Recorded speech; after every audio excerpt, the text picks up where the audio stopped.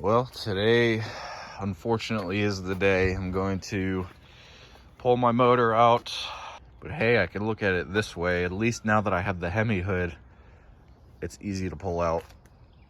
You guys want to hear a knock knock joke? Knock knock. Who's there? 7,000 RPM. So yeah, there's part of the, not part of it, there's all of the carnage. I'm going to pull the oil pan off when I get the motor out.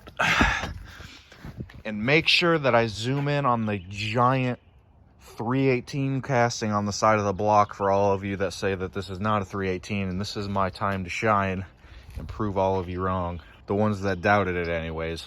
So, I guess I will go get my tool cart. Kitty! 1 Hemi, 2 Hemi, 3 Hemi, 4 Hemi, 340, another Hemi, 318, another 340, another Hemi. So all of these are 5.7s.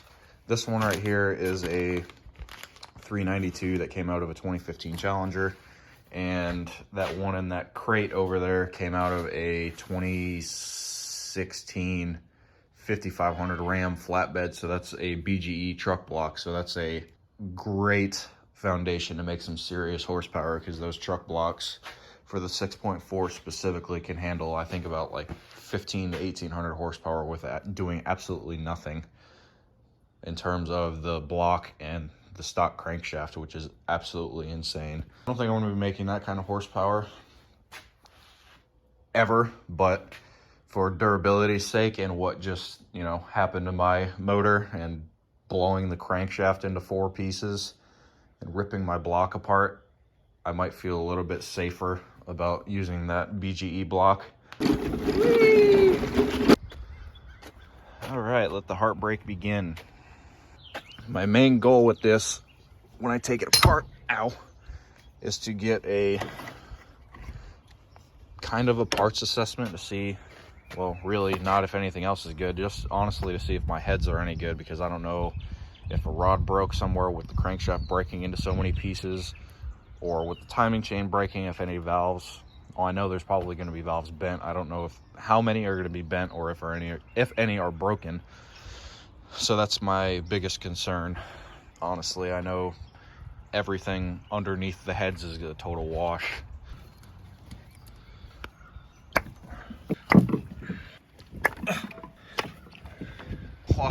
Why is it starting to rain now? It's been sunny and like 75 degrees here for the past week.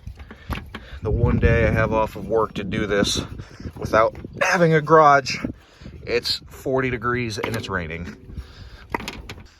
Good thing is I've done this so many times, I can have this engine out in about 45 minutes. Thing shook so hard when it blew up, it knocked my little 273 badge I had off on my fenders. Yikes. Let's see how much oil may or may not be left inside of my motor. Really hoping right now the Harbor Freight gods will pay me a visit with this jack stand.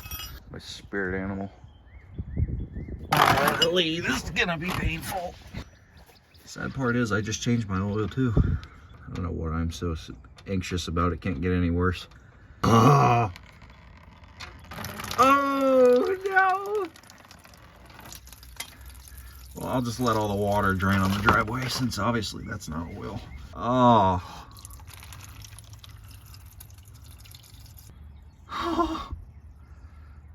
Oh. How is it still going? I don't think there's any oil left. I think it's just all water. 2 hours later. Oh, I think now we're down to oil. The joys of A-body headers. They suck. If you know, you know. And then they tell you, oh yeah, spend $1,000 on these TTI headers. They'll fit perfectly fine. And then you end up having to do this for it to clear your steering column and bash it with a header and bash it more underneath. Well, not too bad now. I just gotta take the radiator out and hook up the cherry picker and it'll be out. So I started at 8:30. It's 10 o'clock now, so hour and a half isn't too bad. So I'll get this yoinked out of here, and I will show you guys what the motor looks like.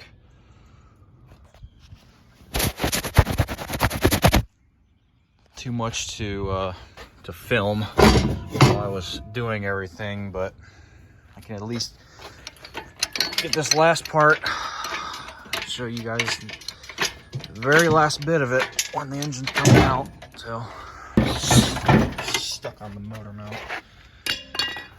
Oh, there it goes. Let this back down a little bit. Little bit. Back the transmission up a little bit. I need my own lift and a garage and a will to live.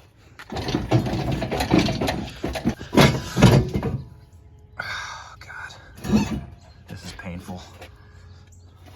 As I just whacked the shit out of my ankle on this pin. That felt good. Up a little bit, out a little bit, up a little bit, out a little bit. Yep. That's it. There it is. Dun, dun, dun.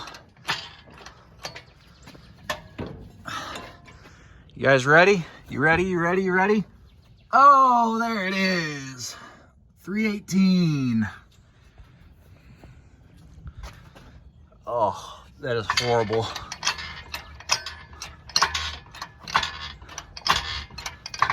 So yeah, I was saying earlier, and you guys couldn't really see, but the crank is broken in 3 pieces. There's this piece, which I can't really move it right now because the pistons are stuck, but you can see me pulling it back and forth. So that journal's broke off, and the front main chunk that I posted yesterday, I believe. So there's the back half of the crank, this piece of the crank, and then the front piece that created this.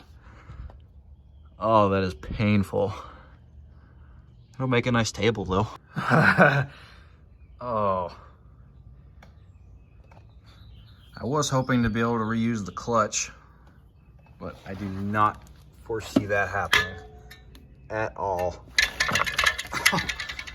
It's about worn down to the rivets too on the friction disc.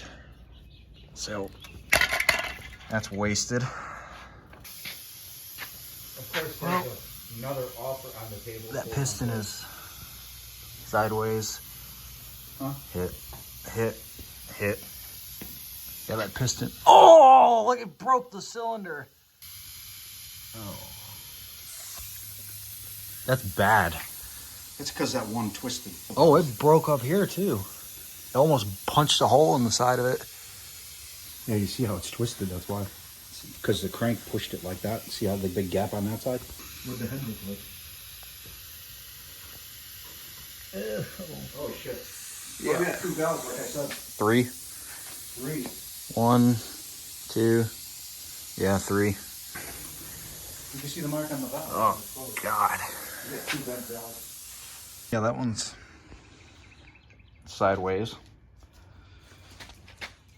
Only one hit on this side. Actually, that one barely touched it. I think I only have these 3 bent. Oh, I'm glad the heads are probably salvageable. I'm gonna flip the pan over and yank this out.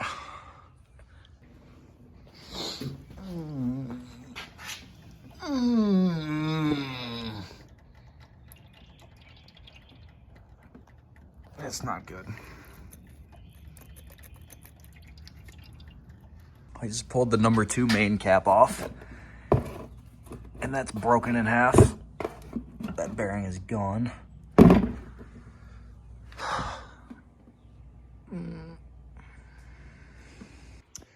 Well, I got it all torn down now. Like I said, number 2 main is broken in half. Number 1 is completely ripped out.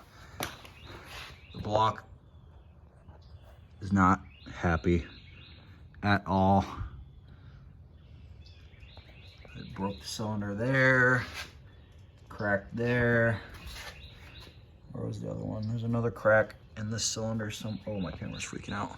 It's cracking that one. Cracked, hole about busted in it.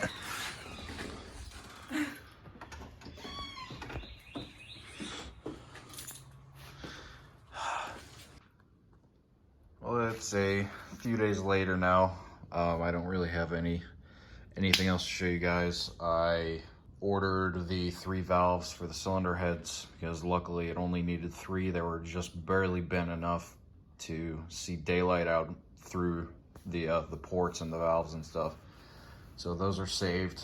The reason I was showing all you guys those blocks in the beginning of the video is because that's pretty much what I've got to work with.